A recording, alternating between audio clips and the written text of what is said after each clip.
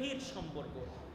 একটা উসমান হলেন উসমান ইবনে আফফান, কোরআনে কারীমের সাথে ওনার সম্পর্ক এত বেশি যে উনি 2 রাকাত নামাজে কোরআন শরীফ একবার খতম করতেন। কয় রাকাতে? 2 রাকাতে টোটাল কোরআন শরীফ খতম করে ফেলতেন হযরত উসমান ইবনে আফফান। এত বেশি কোরআন পড়তেন যে উনি যখন শাহাদাত বরণ করেছেন তখনও কোরআন মজিদই পড়তেছিলেন। ওনার গলা কাটছে তো ওনার রক্ত কোরআন শরীফের পাতার উপরে পড়ছে। এ কারণে উসমান শহীদের শাহাদাতের সাক্ষী আল্লাহর কোরআন হাসরে দাঁড়ায়া দিয়ে দিবে। ওনার রক্তটাই কোরআনের উপরে পড়ছে, কোরআন শরীফ ওনার শাহাদাতের সাক্ষী দিবে। এক উসমান। আর একটা উসমান হলো উসমান ইবনে মাজউন, এক আর আলোচিত উসমান, যিনি কোরআন নাজিল হয়েছে আর কোরআন শুইনা মুসলমান হয়ে গেছে। আল্লাহর রাসূল বসে রয়েছেন, কোরআনে কারীমের একটা আয়াত হযরত জিবরাইল নিয়ে আসছে, নাজিল হইছে। উনি এটা দেখছেন যে নাজিল হইতাছে, কারণ কোরআন যখন নাজিল হইতো এটা তো ভারী জিনিস। নবীজির কাছে ওহী যখন আসতো কপাল ঘামতো, নবীজির লাল বর্ণের হয়ে যেতেন, এক এক সময় এক এক ধরনের কাইফিয়াত হইতো।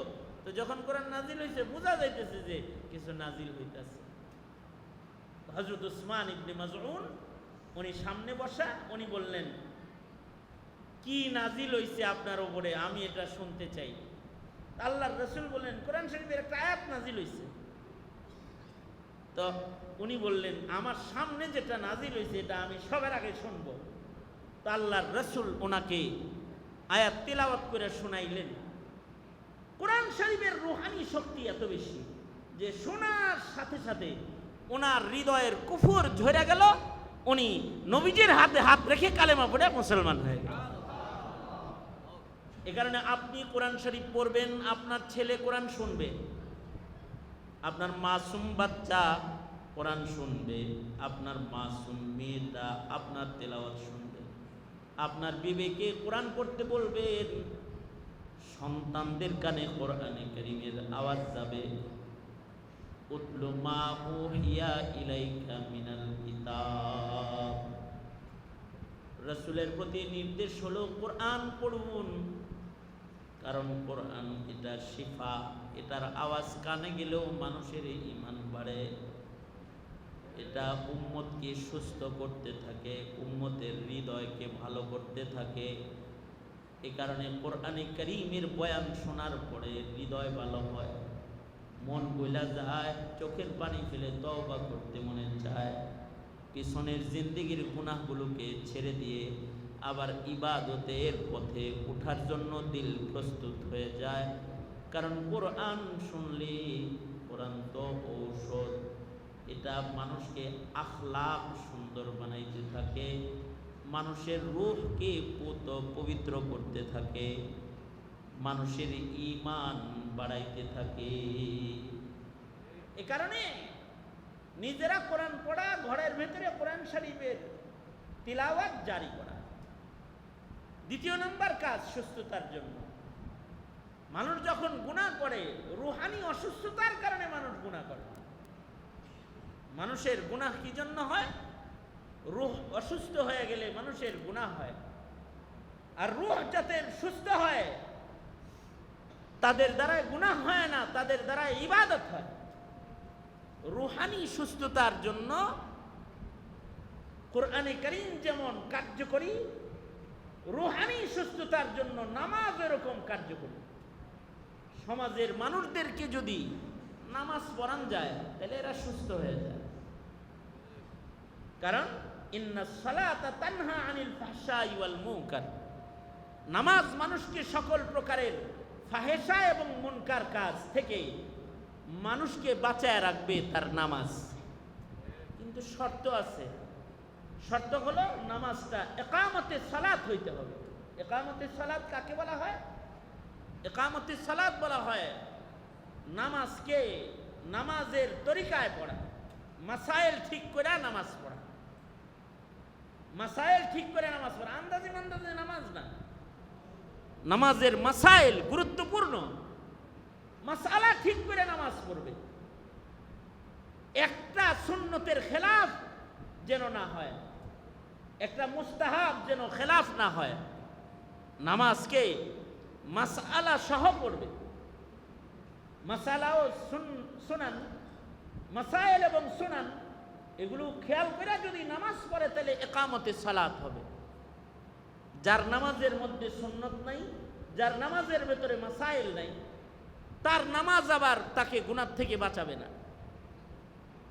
কেউ নামাজ পড়ছে তার ওযুই ঠিক হয় নাই, নামাজ পড়ছে তার শরীর পাক না, কাপড় পাক না, নামাজের জায়গা পাক না, মাসআলা ঠিক নাই, তার নামাজ তাকে উপকার করবে না। নামাজ উপকার করবে কখন? নামাজের ইকামত হবে যখন। নামাজকে ইকামতে সালাত কিভাবে করবে? এক নাম্বার, ইকামতে সালাত করার জন্য মাসায়েলে সালাতকে জব্দ করবে, নামাজের মাসালা শিখবে। বাপ মাই নামাজের মাসালা জানে না, ছেলে সন্তান জানবো কই থেকে? বড় ভাই নামাজের মাসালা জানে না, ছোট ভাই জানবো কই থেকে? সমাজের চেয়ারম্যান নামাজের মাসালা জানে না, তার ভোটার মাসালা জানবে কিভাবে? নামাজের মাসাইল তো এত সহজ মাসাইল না। নামাজ তো সর্বোত্তম ইবাদত, এক নাম্বার ইবাদত। শরীয়তে ইসলামে নামাজের কথাই সর্বপ্রথম আল্লাহ তাআলা হাসরে জিজ্ঞাসা করবে। আউয়ালু মা ইউহাসাবু বিহিল আবদু ইয়াউমাল কিয়ামাতি সালাহ। নামাজ কেমনে পড়ছে, নামাজ পড়ছে কি না, কিভাবে পড়ছে, পড়লে পড়ে হাসরে দেখাইতে হবে। এই নামাজের হিসাব সবার আগে হবে। যার নামাজের হিসাব আসানের সাথে যে উত্তীর্ণ হয়ে যাবে তার বাকি হিসাব সহজ হয়ে যাবে। নামাজের হিসাবে যে ধরা খায় যাবে সে বাকি হিসাবেও ধরা খায় যাবে। কারণ নামাজকে বড় মাসাইল শিখার নামাজ পড়তে হয়। কেউ যদি মাসআলা না জানে আর যদি আসরের নামাজের পরে নফল পড়া শুরু করে মাগরিব পর্যন্ত, মাসাইল না জানার কারণে তার নামাজের দ্বারায় তার কোনো উপকার হবে না, না কোনো নেকি হবে, না তার কোনো উপকার হবে। আসর থেকে মাগরিব কোন নফল নামাজ আছে? মাসাইলের খেলাফ করলো যে হুজুর কইছে না পড়তে, হুজুরের কথায় নামাজ পড়ম নাকি বেটা? আসর থেকে মাগরিব পর্যন্ত পুরা নফল নামাজ পড়ছে। মাসালা মাফিক পড়ছে না মাসালা খেলাফ করছে? মাসালার সওয়াব হইব তো, নেকি হইব তো। ফরজ নামাজে ইমাম সাহেব দাঁড়ায় গেছে, ইমাম সাহেব ফরজ শুরু করছে, ইকামত শুরু হয়ে গেছে। হ্যার ঘড়ি মনে করেন নষ্ট, হ্যার ঘড়িতে বাজে 20, 8:20, আর মসজিদের ঘড়িতে বাজে 8:30। হে তো মসজিদে ঢুইকাই, হের ঘড়ি দেখছে, মসজিদের ঘড়ি দেখে নাই, দাঁড়ায় পড়ছে। ঘড়িতে বাজে কত? 8:20 বাজে না হের ঘড়িতে? মসজিদের ঘড়িতে দেখে নাই। ইমাম সাহেব যে নামাজে দাঁড়াইছে এটা কি হের হাতের ঘড়ি দেখে দাঁড়াইছে না মসজিদের ঘড়ি দেখে দাঁড়াইছে? মসজিদের ঘড়ি দেখে। এবার ইমাম সাহেব তো নামাজে দাঁড়ায় গেছে, ইকামত শুরু হয়ে গেছে। এবার বলুন মাসালা কি?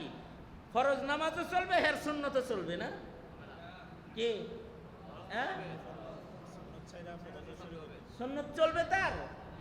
ইমাম সাহেব ইকামত চলতেছে, হে আয়া সুন্নতের নিয়ত করছে, সুন্নত পড়তেছে। যখন ইমাম নামাজের জন্য দাঁড়ায়া যায় তখন সকল সুন্নত ও নফল ক্যান্সেল হয়ে যায়। এবার সুন্নত নফল নামাজের চাইতে জামাতের গুরুত্ব বেশি। এই মাসালা যদি কারোর না জানা থাকে, ওই ইমাম একদিক দিয়ে ফরজ পড়ব, ও আর এক দিক দিয়ে কি পড়ব? কথা কান না কে? ও আর এক দিক দিয়ে সুন্নত পড়তে থাকবে। কিছু বেঢঙ্গা মুসল্লি আছে দেখবেন, ইমাম সাহেব খতিব সাহেব জুমার দিনের আলাদা আর একটা মাসালা হলো, জুমার দিনে যদি খতিব মিম্বরে চলে আসে তো হাদিসে আছে খতিব মিম্বরে আসবে তো সবার নফল ক্যান্সেল হয়ে গেল। এবার খতিবের বয়ান শোনা, খুতবা শোনা ওয়াজিব।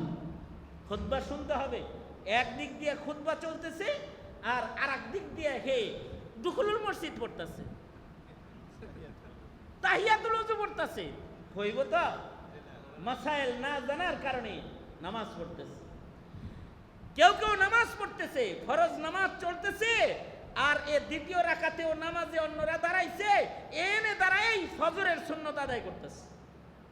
হ্যাঁ, একটা নামাজ সুন্নত, ফজরের সুন্নত, এটাকে হাদিসের কোন কোন বর্ণনায় এটাকে সুন্নত বলে না। ফজরের 2 রাকাত সুন্নত যেটা, এটা মুআক্কাদা, এটা ওয়াজিব। কোন বর্ণনায় বলে এটা ওয়াজিব, সুন্নতটা ওয়াজিব। তাহলে এই ওয়াজিবটা কত সময় পর্যন্ত আদায় করা যাবে?